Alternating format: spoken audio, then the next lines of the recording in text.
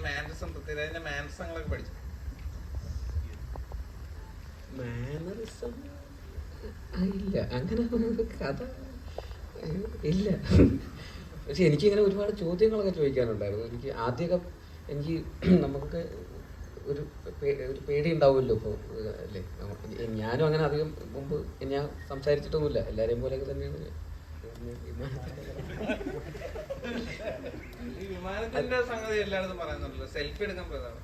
ആ, ഞാൻ ഒരു ഫോട്ടോ എടുക്കാൻ വേണ്ടി പോയതാ. അപ്പൊ അന്ന് ഒരു പ്രാവശ്യം, ഈ സിനിമയ്ക്ക് മുമ്പ് ഒറ്റ പ്രാവശ്യം ഞാൻ രാജുവേട്ടനെ കണ്ടിട്ടുള്ളത്. അത് വിമാനം എന്ന് പറയുന്ന സിനിമയുടെ സെറ്റിൽ ഞാൻ അതുവഴി പോയപ്പോൾ ഒരു ഫോട്ടോ എടുത്തിട്ടുണ്ട്. അല്ലാതെ നമ്മൾ സിനിമയിലൊക്കെ ഇവിടെ പറയേണ്ട കാര്യം. അപ്പോൾ അങ്ങനെ അപ്പോൾ ഞാൻ ഭയങ്കര ഫാനാണ്. അപ്പോൾ അത് കാരണം ഇതിൻ്റെ സെറ്റിൽ വന്നപ്പോൾ ഞാനും ഈ സിനിമയിലൊക്കെ കണ്ടിട്ടുള്ള അല്ലെങ്കിൽ ഇൻ്റർവ്യൂസിലൊക്കെ കാണുന്ന അല്ലെങ്കിൽ റീലിലൊക്കെ കാണുന്ന രാജുവേട്ടനാണ് എൻ്റെ മുമ്പിൽ. അപ്പോൾ എനിക്കും കുറച്ച് പേടിയുണ്ട്. മോണിറ്ററിന് പുറകിൽ ഇങ്ങനെ ഇരിക്കുന്നത് നമ്മളൊക്കെ കൂടെ ഇങ്ങനെ ഗ്യാങ് ആണല്ലോ, അങ്ങനെയൊക്കെയാണ് അങ്ങനെയൊക്കെയാണ്. അപ്പോൾ ആദ്യമൊക്കെ അങ്ങനെയായിരുന്നു. പിന്നെ പിന്നെ പിന്നെ പിന്നെ നമ്മുടെ ഒരേ വൈബാന്ന് മനസ്സിലായി. പിന്നെ ഭയങ്കര കോമഡിയായിരുന്നു, തമാശയൊക്കെ പറയും. അങ്ങനെ ടിപ്സോ? അല്ല, ഞാൻ ഇങ്ങനെ ചോദിക്കും. അല്ല, എന്താ ഞാൻ നേരത്തെ പറഞ്ഞില്ലേ, ടിപ്പ് ചോദിക്കല് തന്നെ ഫുൾ ടൈം ടിപ്സ്. അപ്പോൾ അല്ല, എനിക്കിതൊക്കെ എങ്ങനെയാണ് ഇതെല്ലാം കൂടെ മാനേജ് ചെയ്ത് കൊണ്ടുപോകുന്നത്, എങ്ങനെയാണ്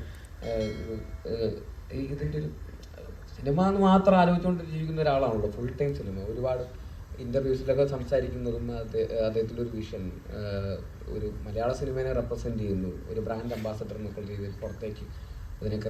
അപ്പോൾ ഇതൊക്കെ അങ്ങനത്തെ ആസ്പിറേഷൻസ് ഉള്ള ഒരാൾ.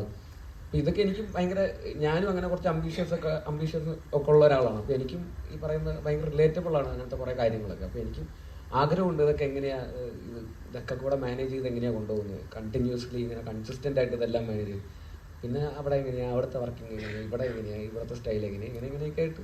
പിന്നെ പഴയ കഥകൾ, ഒരുപാട് സിനിമകളിലെ കഥകളും തമാശകളൊക്കെ അങ്ങനെയൊക്കെ. ഇപ്പോൾ ചെറിയ പ്രായത്തിൽ സിനിമയിൽ അഭിനയിക്കാൻ തുടങ്ങിയ ഒരാളെന്നുള്ള രീതിയിൽ ഇത്രയും വർഷത്തെ എക്സ്പീരിയൻസ് ഉണ്ടല്ലോ. അപ്പോൾ ഫിലിമിൽ ഷൂട്ട് ചെയ്യുന്നു, ഡിജിറ്റലിലേക്ക് വന്നപ്പോൾ അത് ഷൂട്ട് ചെയ്യുന്നു, പല പല ആർട്ടിസ്റ്റുകളുടെ കൂടെയും പല ഡയറക്ടേഴ്സിൻ്റെ കൂടെയൊക്കെ ഒരുപാട് സിനിമകൾ വർക്ക് ചെയ്തിട്ടുണ്ട്. തെലുങ്കിൽ ചെയ്യുന്നു, ഹിന്ദിയിൽ ചെയ്യുന്നു, അങ്ങനെ പല ഭാഷകളിൽ ചെയ്യുന്നു. അപ്പോൾ എല്ലാത്തിനെ കുറിച്ച് നമുക്ക് കുറേ കാര്യങ്ങൾ, കഥകളൊക്കെ ചോദിക്കാനുണ്ട്. അവരൊക്കെ എങ്ങനെയാണ് ഇതിൻ്റെ പരിപാടി, ഇവരെങ്ങനെയാണ് പ്രശാന്ത് ഇങ്ങനെയൊക്കെ നമുക്ക്. അപ്പോൾ അങ്ങനെ ഒരുപാട് ചോദിക്കാനുണ്ട് ആക്ച്വലി. അപ്പോൾ അങ്ങനെ ഞങ്ങൾ ഇടയ്ക്കിടയ്ക്ക് ഇങ്ങനെ ഞാൻ ടിപ്സ് ചോദിക്കാറുണ്ട്. എനിക്കത് ബേസിൽ ഒരുപാട് വർക്കൊക്കെ ചെയ്ത് ഇങ്ങനെ ടയർഡൊക്കെ ആയില്ലെങ്കിൽ ഒരുപാട് കാര്യങ്ങളൊക്കെ ഏറ്റെടുത്ത് ചെയ്യാൻ നേരത്തെ വിനീത് ശ്രീനിവാസൻ ഇടയ്ക്ക് വിളിച്ചിട്ട് ചോദിക്കും, എടാ നീ ഓക്കെ അല്ലേ എന്നിങ്ങനെ ചോദിക്കുമെന്ന് പറഞ്ഞിട്ടുണ്ട്. അതൊക്കെ നമ്മുടെ പൃഥ്വിക്ക് പറ്റിയ സംഗതിയാ, ഈ എല്ലാം കൂടെ ആ പരിപാടിയാണോ ഈ പറഞ്ഞത്? പറഞ്ഞു വിനീതേട്ടൻ പറഞ്ഞു. അതായത് വിനീതേട്ടന് ഈ പറയുന്ന പോലെ ഞാൻ എന്താ കുറേ എല്ലാം കൂടെ ആയിട്ട് ഞാൻ ഭ്രാന്തായിട്ടിരിക്കുമ്പോൾ ഒരു വിനീതേട്ടൻ എൻ്റെ അടുത്ത് വിളിച്ചിട്ട് ഒരു ദിവസം, എടാ നീ ഓക്കെ ആണോ, എല്ലാവരും എന്തെങ്കിലും ഡേറ്റ് മറ്റേത് അതപ്പോൾ വരും ഇപ്പോൾ വരും എങ്ങനെയൊക്കെയാണല്ലോ ചോദിക്കുക. അപ്പോൾ ഒരാൾ പെട്ടെന്ന് എല്ലാ ഓക്കെ അല്ലേ എന്ന് ചോദിച്ചപ്പോൾ എനിക്ക് ഭയങ്കര അങ്ങനെയൊക്കെ ആൾക്കാർ അത് ഭയങ്കര ഇതായിരുന്നു. അപ്പോൾ അതിനെക്കുറിച്ച് വിനീതേട്ടൻ ഒരു ഇൻ്റർവ്യൂവിൽ പറഞ്ഞു. അപ്പോൾ അതിൽ വിനീതേട്ടൻ സംസാരിച്ചു, എല്ലാവർക്കും പൃഥ്വിരാജ് ആവാൻ പറ്റൂല്ലോ, അതുകൊണ്ട് ഞാൻ അവൻ്റെ അടുത്ത് ഓക്കെ ആണോ എന്ന് ഞാൻ ചോദിച്ചു എന്ന് അങ്ങനെ പറഞ്ഞായിരുന്നു. അപ്പോൾ അതൊക്കെ തന്നെയാണ് എനിക്കും അറിയുന്നത്, എങ്ങനെയാണ് അങ്ങനെ ആവുന്നത്.